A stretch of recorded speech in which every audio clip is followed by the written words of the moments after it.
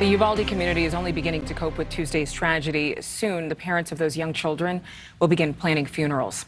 Back in 2018, Max Schachter felt that same anguish when he lost his son, Alex, in the Marjorie Stoneman Douglas High School shooting in Parkland, Florida. But he's taken his pain and he's turned it into purpose.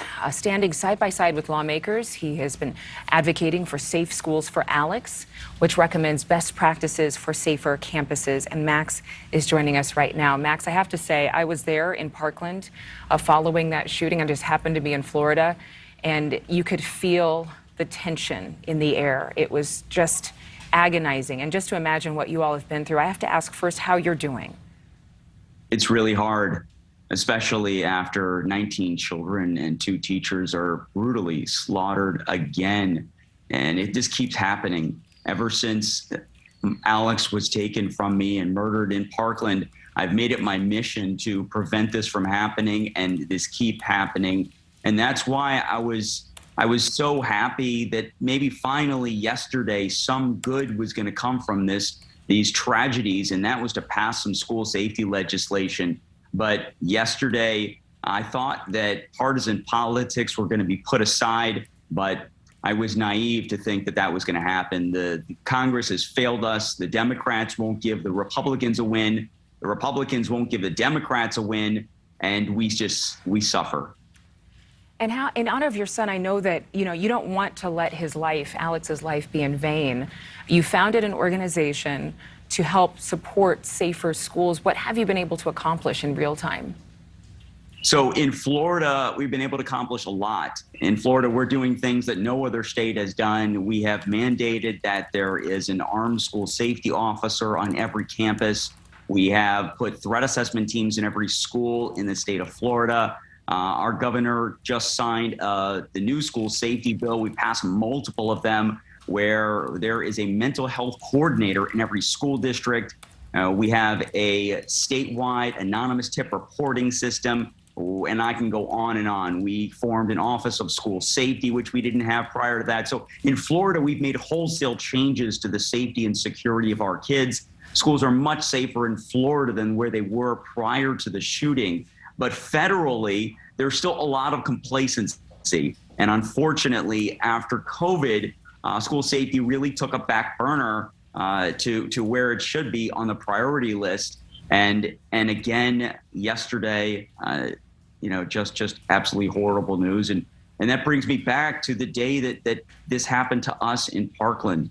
And my heart just goes out. My heart breaks for all of these families that now are having to go to the cemetery to decide whether or not they want their child to be buried in a casket in the ground or in a mausoleum or cremated. It's just absolutely heartbreaking. No parent should ever have to go through this, and Congress has to do something to help us.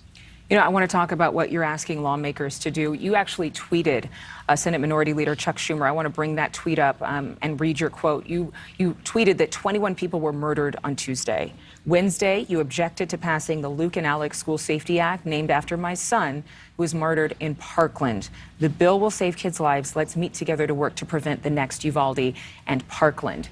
Has he responded? No. Do you get any type of response from lawmakers on this kind of action? Well, actually, he did respond, and he put out a tweet, saying a mistruth that this bill would put more cops in schools, and that's not true at all. After the shooting, I traveled this country, and what I heard from many schools is that they were lost. They didn't know what to do. They asked me, where are these best practices? Where are these resources? And so I came up with this idea to create this federal school safety clearinghouse.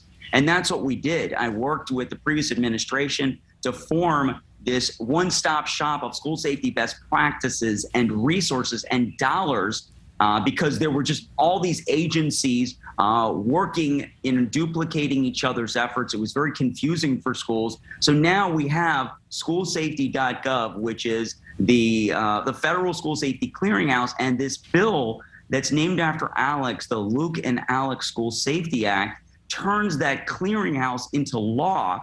And for the majority leader to say that this bill puts more cops in schools is just completely inaccurate and false. It's a website. That's all it is a website to get best practices and resources to schools, parents, and lawmakers.